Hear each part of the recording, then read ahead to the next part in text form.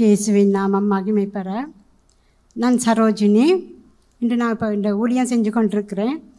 போன வருஷம் இதே டைமில் இதே ஃபீஸ்ட் நேரம், ஆனால் ஒரு கிழமை பிந்தி எனக்கு கழுத்தில் ஒரு கட்டி வந்துச்சு.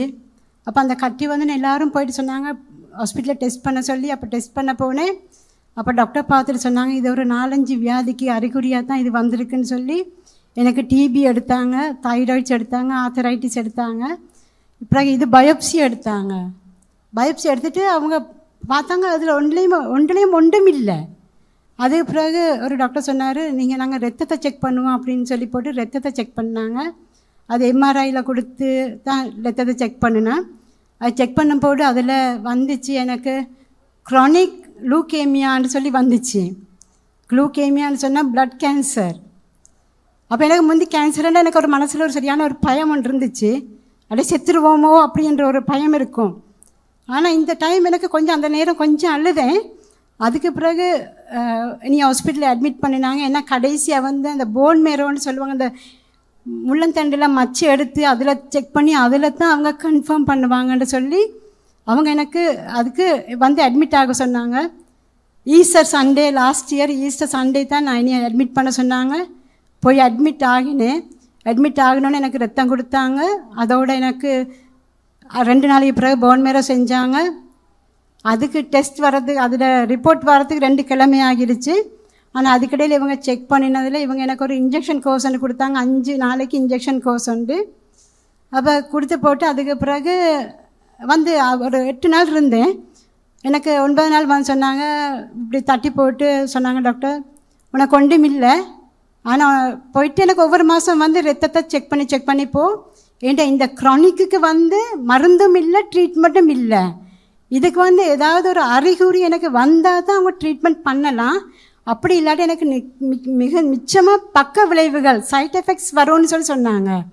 ஏன்னா சைட் எஃபெக்ட்ஸ் வரும்னு சொல்லக்கூட டாக்டர்ஸே பயந்தாங்க. என்ன மாதிரி இதுன்னு தெரியாது. ஏன்னா இப்போ அவங்க சொன்னால் எனக்கு காய்ச்சல் இருந்தால் இல்லாட்டி கூடுதலாக என் பாரம் குறைஞ்சா எனக்கு இரவைக்கு தலகணி நனைகிற மாதிரி வேர்வை வந்துச்சுன்னு சொன்னால், அதுவும் இல்லாட்டி எனக்கு அந்த ஒரு வேலை செய்ய இல்லாமல் சோர்ந்து போனால் என்னையை வந்து ஹாஸ்பிட்டலில் அட்மிட் பண்ண சொல்லி சொன்னாங்க.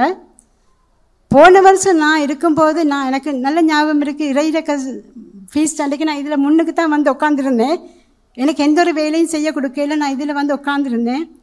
ஆனால் ஆண்டவர் எனக்கு இந்த ஒரு வருஷ காலம் மருந்தும் இல்லாமல் ட்ரீட்மெண்ட்டும் இல்லாமல் இந்த நிமிஷம் வரைக்கும் எனக்கு எந்த ஒரு அறிகுறி கூட இல்லை. ஏன்னா அவர் சொன்னார், இந்த போன் மேரோ செஞ்சால் அவ்வளவுக்கு ஒரு நோ ஒன்று வரும்னு சொன்னாங்க. ஆனால் எனக்கு அதை செய்ததில் இந்த நிமிஷம் வரைக்கும் எனக்கு அந்த இடத்துல எந்த ஒரு நோவும் இல்லை.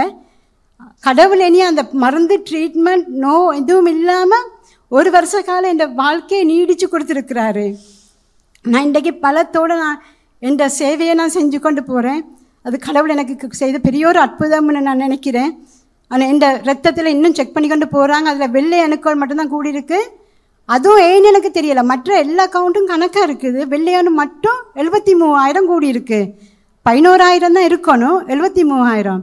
அப்போ டாக்டர் டாக்டர் சொல்கிறாரு, நீ நல்லா தானே இருக்கிற, உனக்கு ஒன்றும் இல்லை தானே, பேசாமல் விட்டுட்டு இரு, அது ஒரு அற்புதமாக இருக்கும் அப்படின்னு அவரே சொன்னார். அதை நான் நினைக்கிறேன், ஆண்டவர் என்னை குணப்படுத்தி என்னை ஒரு அற்புதமாக ஒரு சாட்சியாக இந்த இடத்துல நிலைநிறுத்தி இருக்கிறாருன்னு சொல்லி போட்டேன். ஏன்னா எனக்கு நான் இவ்வளோ நாள் நான் சொல்ல நினைக்கல. இன்றைக்கு இடையிறக்க அந்த ஃபீஸ்ட் நேரம் நான் என்ன போன வருஷம் நான் இருந்த நிலைமையும் இந்த வருஷம் நான் இருக்கிற அந்த நிலைமையை குறித்து நான் எனக்குன்னே மனசுக்குள்ளே வந்துச்சு. நான் இது ஒரு சாட்சியை நான் பகிரணும் அப்படின்ட்டு. எனக்கு கடவுள் எந்த மகிமைக்காக அவரோட மகிமை எனக்கு காட்டியிருக்கிறாரு. அதே போல் எனக்கு எல்லா நோயும் சுகமாகி அந்த வெள்ளை அணுக்கள் கூட குறைஞ்சி எனக்கு அடுத்த வருஷம் ஆகிற நேரம் எனக்கு எப்படியோ ஆண்டவர் எனக்கு ஒரு நல்ல ஒரு இடத்த தருவாருன்னு சொல்லி நான் ஆண்டவர்கிட்ட நான் மன்றாடுறேன். அதே போல் எனக்கு ஆண்டவர் எனக்கு வச்சதுக்காக நான் கடவுளுக்கு நன்றி சொல்கிறேன். இயேசுவுக்கே நன்றி.